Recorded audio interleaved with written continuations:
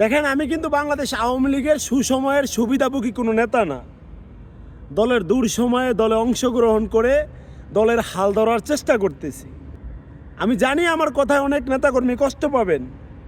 আপনারা প্রকাশ্যে দেখতেছেন বিভিন্ন জায়গায় বিভিন্ন কর্মীগুলো আপনাদের গুম হচ্ছে, খুন হচ্ছে, সন্ত্রাসী হামলার শিকার হচ্ছে, মবের শিকার হচ্ছে।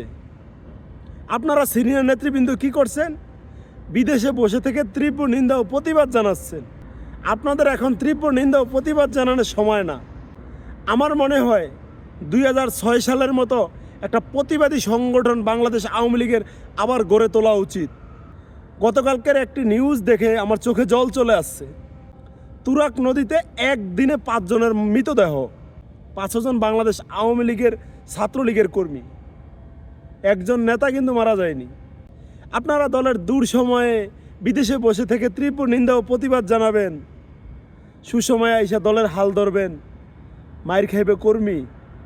এমন যদি হয় আপনাদের সিচুয়েশন, এমন একটা সময় চলে আসবে দলের মিছিল মিটিং প্রোগ্রামের জন্য কোনো কর্মী খুঁজে পাবেন না, যদি এই দূর সময়ে কোনো কর্মীর খবর আপনারা না রাখেন।